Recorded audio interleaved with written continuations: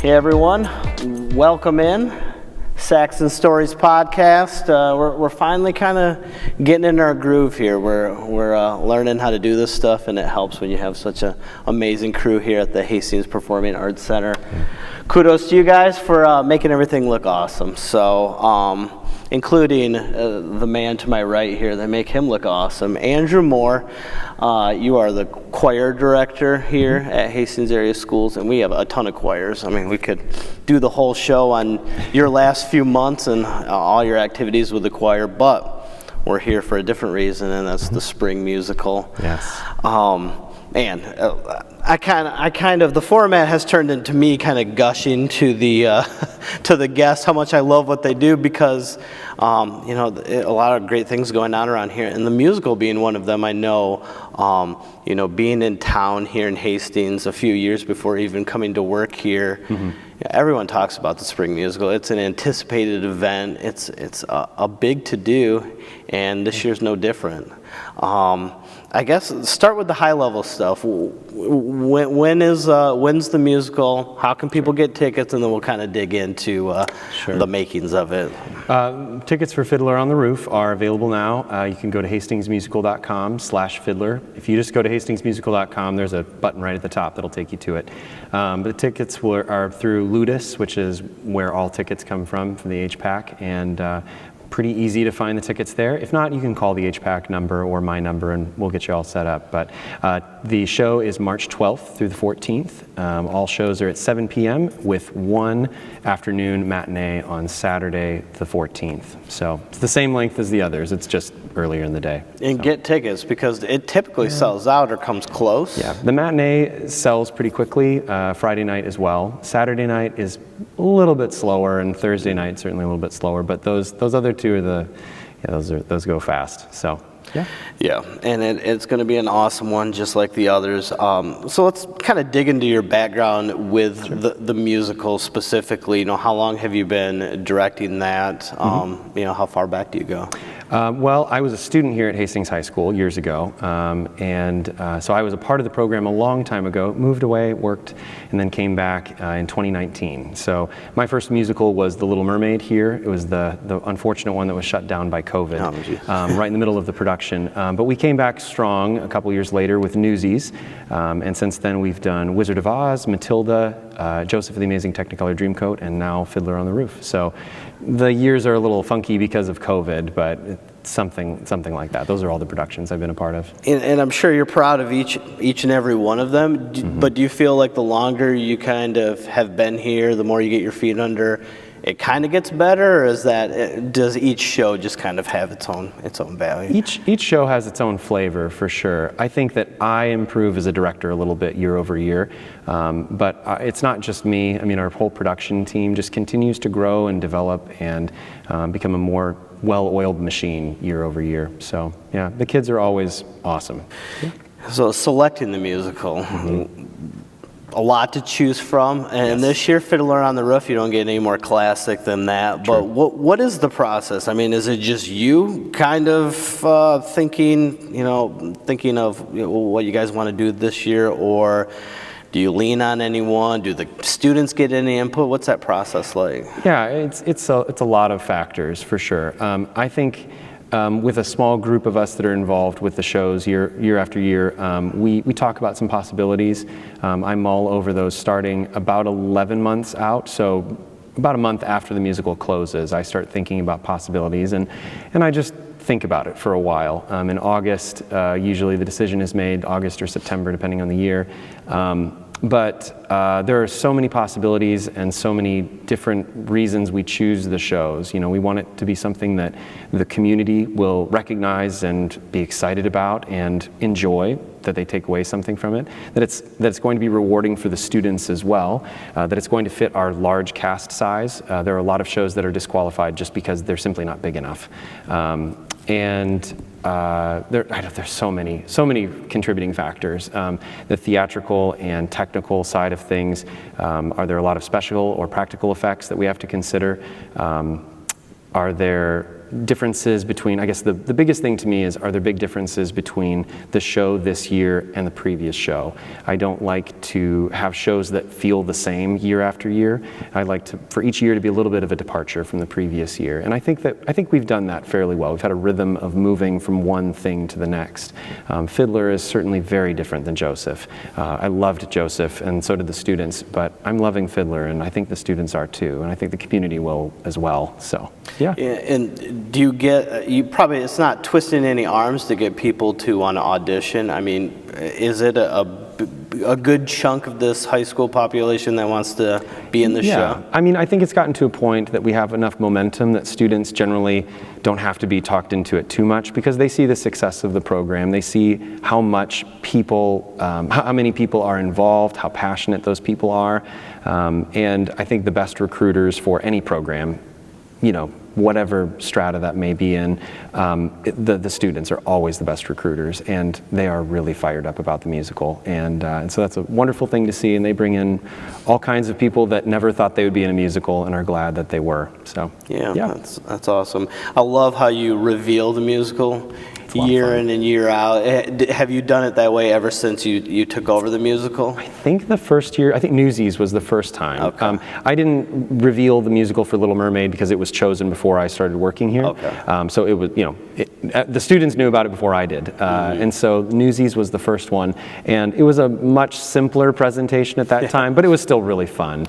And every year it's gotten a little bit more over the top. I was going to say, almost theatrical. That's the idea. Surprise. But no, Yes. if you haven't seen the way that Mr. Moore reveals the musical, he gets everyone in this room, and it's kind of, or I guess even leading up to that, you eliminate a huge list slowly, Right. and then you do the grand reveal. Yeah.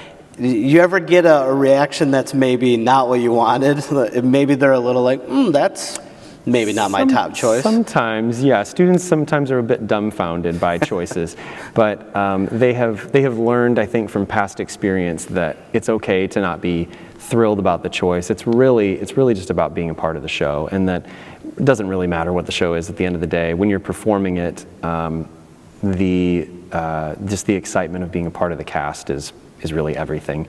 And sometimes it's the shows that you are not excited about that become your favorites. And so I think a lot of them have learned that, and they pass that on to the next group of students. And yeah, there's a lot of trust between people that are in the cast in that regard. So yeah. Yep. Sometimes they're over the top about it. Sometimes they're really thrilled. Yeah. Yeah, absolutely. I mean, we're chatting right now. It's mid-February. So where are you guys at in the process? I know when you reveal that, I mean, you guys work at it for months and months. So we're mid-February, kind of in that last month straight away. Where are you guys at in the preparation process? How often do you guys meet and work on it? We rehearse every day, but the other side of things, it's just kind of always going. Building sets, getting costumes ready, props, all of that stuff, and then coordinating all of the wonderful pit musicians we have involved, and crew, both adults and students, getting that all coordinated as well. There's just a lot of moving parts.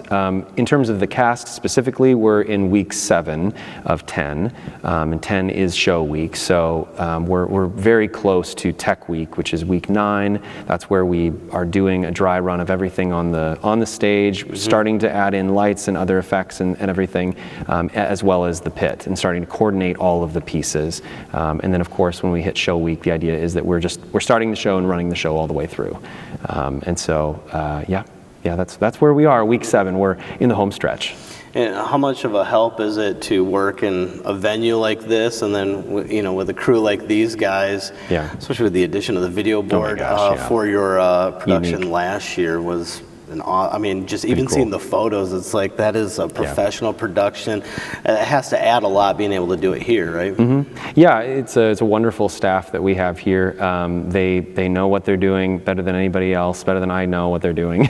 So I have a lot of trust in them, which is great. And the performance venue is phenomenal. Growing up here in Hastings, I remember fondly our time at Central Elementary Auditorium, and it's a beautiful space, but it certainly was a limiter. The size of the stage, the fly space, the lighting, a lot of things were limited. It's just from a different time, and this space is a huge step forward, and we are nowhere close to the glass ceiling in here, which is wonderful. Yeah. So what's your elevator pitch for this year's musical? Maybe someone that doesn't make a habit out of going to musicals or any sort of production. Maybe someone that's not up on the classics like Fiddler on the Roof. What do you say to convince them to come out and check this one out? Good question. I think for those that are in the know about Broadway shows, this is a can't miss show. Like if you're a Broadway enthusiast, you have to see Fiddler. It's like you say, a classic. It's a timeless classic. Themes, the music is incredible. It's just a fun show. For those that maybe are not as interested in musical theater, and there certainly are those people that exist, and we want to see them start to come to shows. I think Fiddler is actually a great entry point because it's of musicals. It's one of the more, in air quotes, realistic musicals. And I think that's because, unlike most musicals, all of the problems on stage are not solved through song and dance. That's normally how it happens, right? And much to my chagrin as a 9th grader, I found out that high schoolers don't make it a habit of dancing on tables. And the basketball team typically doesn't sing while they play. And you probably tried it in high school, right? Is that how you resolved your I found differences? out that my home was musical theater. No, I'm kidding. But it's true that that's the way most musicals are, and I think those that haven't been a part of the musical theater community maybe make the mistake of thinking that because that's how problems are solved, that musicals aren't to be taken seriously. And I think that's unfortunate because all of us that love Broadway know that that's not how life works. But we love to see it on stage, and that's the fun of it. But Fiddler is different because even though we do have the song and dance, and we have all of those things that other musicals have, Fiddler is a very realistic show with some pretty heavy themes. There's just a lot happening, and the music is robust and fun. It's the kind of music you walk out singing. It's memorable and quite beautiful. I was talking with my directing assistant the other day about it, and we just both agreed that there isn't a bad song in it in terms of the vocal side of the music. Every song is really well written. So yeah, there's a lot to commend in this show. And we're going to have a couple of really cool features, including a rented set, a professional set that's really beautiful. And we are hiring a professional violinist to play our fiddler. So we'll have a real fiddler, not just a recorded track or someone playing synth and someone faking it. They'll really be playing violin, which will be a really nice effect on stage. It's really cool. Hey, if I have to lay out my credentials, you're actually seated next to a man that's been in 3 musicals. Is that right? What shows? Oklahoma. Oh, wonderful. The Emperor's, what's the name of it? The Emperor's New Clothes? Oh, okay, yep. And then, why am I blanking on the other one? I want to say Wizard of Oz, but I was in the pit. Playing in the pit. Well, hey, that's pit monster. Not just. You guys are essential. Well, if you need a ringer, all right, don't call me because I haven't picked up that in a while. But all right, Mr. White probably knows some guys. It's fun though. It's a testament that that doesn't have to necessarily be your thing in high school to be involved. That's right. In a production like that. It was a lot of fun, a lot of cool memories from that as well. Very true. So one more time, what's the website to get more information, pick up tickets? Yeah, check it out, hastingsmusical.com and /Fiddler, or just go to the homepage. There's a link there, and you'll find the link to tickets right on that page. Awesome. We're looking forward to it. If you see him out, buy him a coffee. He's a new dad. He's just getting through it, so he's got a lot going on. And, caffeine is appreciated, So once that musical's over, is that a big sigh of relief, or you still got I think so. It'll be sad when it's over. It always is. But yes, it'll be nice to have a little more time at home. Yeah. Absolutely. Well, thank you so much for fitting us in. Appreciate it. And thanks for tuning in. Make sure to get to the musical. Please. I will be there. I know a guy, so I think I'll be able to get in. Awesome. So appreciate it. Thank you guys so much.